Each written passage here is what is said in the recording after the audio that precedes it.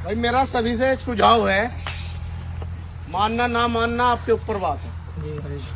अभी हमारे घर से कभी हमारा भाई नौजवान साथी चला गया, वो कैसे गया वो एक अलग मैटर, लेकिन हमारे बीच में ये मौत होगी तो हमने एक मुहिम चलाई कि मृत्यु भोज बिल्कुल नहीं देंगे। क्या मृत्यु भोज बंद होना चाहिए नहीं होना चाहिए? हाथ खड़े करके बंद होना चाहिए। अब एक चीज बताओ, इसके 2 बच्चे हैं, कहाँ हैं? यही है, छोटे छोटे 3 है जी, 3 एक बेटी है। इसे ना नू पता के मृत्यु भोज क्या है, ना नू पता कफन क्या है, पता तो नहीं बेटे। अभी हम सारे बुद्धिजीवी लोग हैं, सारे जितने यहाँ आए थे, सारे के सारे कपड़ा लेकर आए और वो थारी आंखों के सामने थारा कपड़ा जल रहा।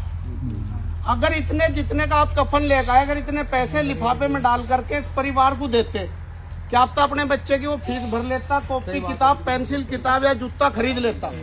अगर उस पैसे को वो नहीं रखना चाहता किसी कारणवश, तो किसी गरीब बेटी की शादी में कोई सामान दिलवा दे, अगर वहां भी नहीं देना चाहता तो हमारे मंदिर और आश्रम बहुत सारे हैं, उस पैसे को वहां दे सकते हैं। अब देखिए यहाँ फूक रहा कपड़ा, इसका कोई फायदा होगा? सच्चाई बताओ, कोई फायदा तो नहीं हुआ। तो आज एक शपथ लो, क्योंकि सारे पढ़े लिखे सारे बुद्धिजीवी लोग हैं, कि किसी के भी घर पर कपड़ा नहीं ले जाने के, और ना मृत्यु भोज खाएंगे ना खिलाएंगे। छार वाले कांधी वालों के हाथ धुलवा दियो, बाकी के लिए चाय पापा मट्ठी और पानी का इंतजाम रखना जिस दिन पगड़ी हो। और मेरी सबसे प्रार्थना, मैं तो इस परिवार को, इन बच्चों को 500 रुपए से, क्योंकि मैं कफन नहीं ले जाता कहीं भी, मैं तो 500 रुपए से इन बच्चों का सहयोग कर रहा हूँ। ले बेटे, ठीक है जी, क्योंकि कफन हमारा वहाँ फूक गया, उसका कोई फायदा नहीं हुआ। सबने सारे पैसे काट देना वहां से, कहीं पैसे जल ना जा, काट देना। कपड़ा क्यों है? वो नहीं पैसों का आया, कम से कम उसे भी तो बचा के इस परिवार की मदद करते। 3-4 दिन या चाहे भी कुछ होता, कुछ ना कुछ तो उस पैसे से करते ही है।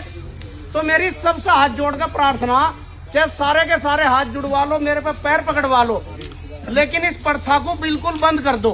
क्योंकि मृत्यु मेरे घर पे भी होनी और मृत्यु आपके घर पे भी होनी, ना तो खाएंगे और ना खिलाएंगे। बताओ कोई एक दूसरे कुछ कह देगा? क्योंकि मेरे घर मरा मैंने खिलाया नहीं, थारे यहाँ मरा है जी, थारे यहाँ मरा तो हमने खाया नहीं, बताओ क्या कह देगा? ये बिल्कुल है जी। तो इस बात का, जो छोटे छोटे बच्चे, जिस दिन हम मरेंगे उस दिन 1.5 से 2 लाख का खर्चा होगा। पता नहीं हमारे बच्चों के पास पैसे होंगे या नहीं होंगे।